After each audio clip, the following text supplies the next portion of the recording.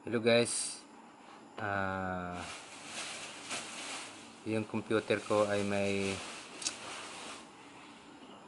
may diferensya po dahil kung bakit nagkaganito yung computer natin. So ayan, so mag-click tayo ng kahit anong link.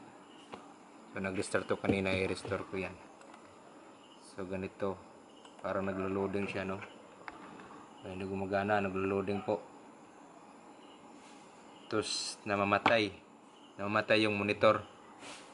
Ayan, nagkaganito na, naglo-loading. So may diferensya talaga yung PC natin, no? Namamatay,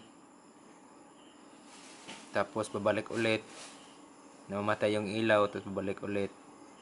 Tapos ngayon wala na, kulay blue na, parang langit na walang so i-start natin. Ayun, i-start natin.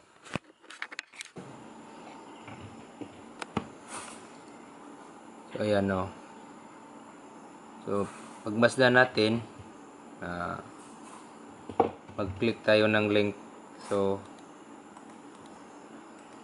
Chrome tayo. Ayan, medyo loading yung PC natin dahil medyo may kalumaan. Ayan, dahil may diferensya yung video card natin, so naglo-loading na siya.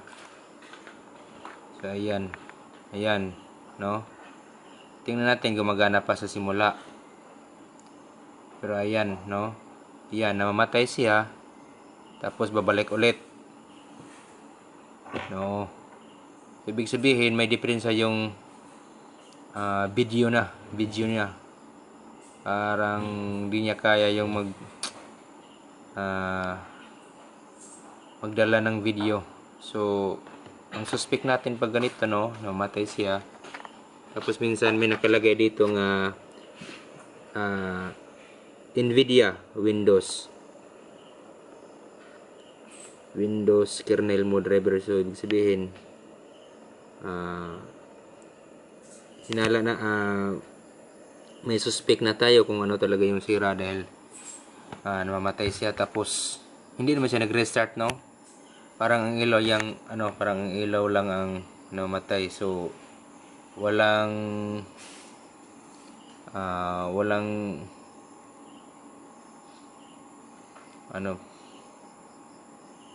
walang kinalaman dito yung monitor, no, dahil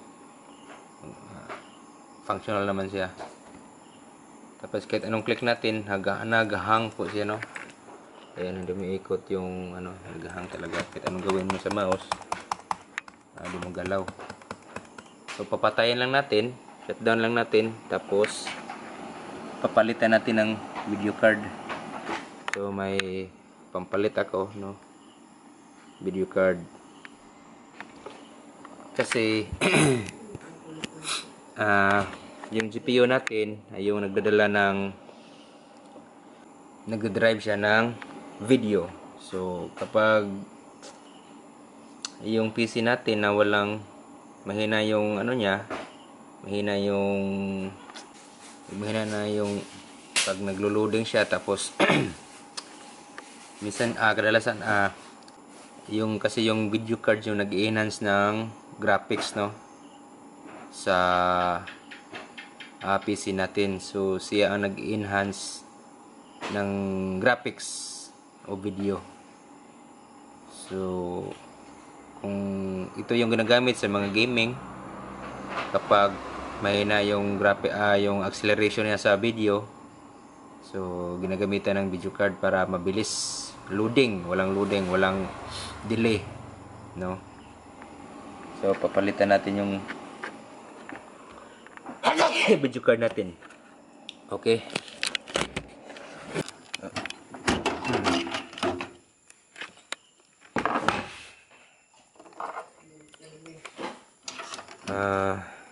medyo hindi to latest na video card, pero kadalasan kahit Cable pen. latest man o luma, yun talaga ang kadalasan, no?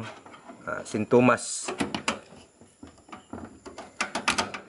video card, yun talaga yung sakit niya, no? So kahit bago o luma, dapat malaman natin kung ano talaga yung cause sa video card. Tatap muna natin.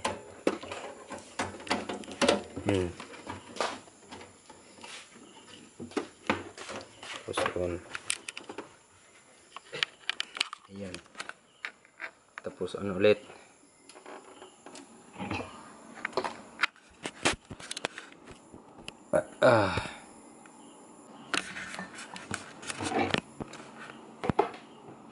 Ayan na.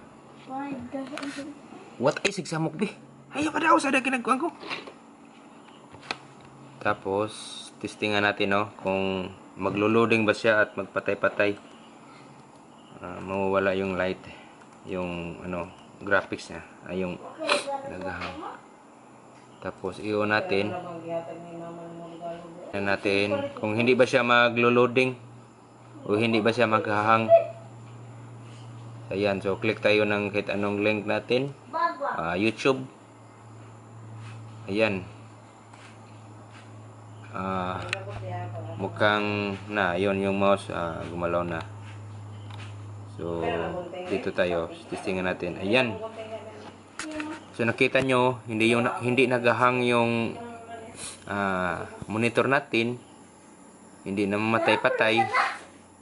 Ibig sabihin, yung video cards talaga yung sira. So dahil ito yung video card yung nagdadala ng graphics, ito tinawag tong graphics card. So siya ang nag-enhance ng graphics, no, video para mabilis. So ayan, okay na. Wala na diferensya, no, hindi na siya maglo-loading o magde-delay o naghahang. Kahit anong natin, kahit try natin click ulit. So ayan, so okay na siya. So ang sira talaga yung video card, no. So maraming salamat po.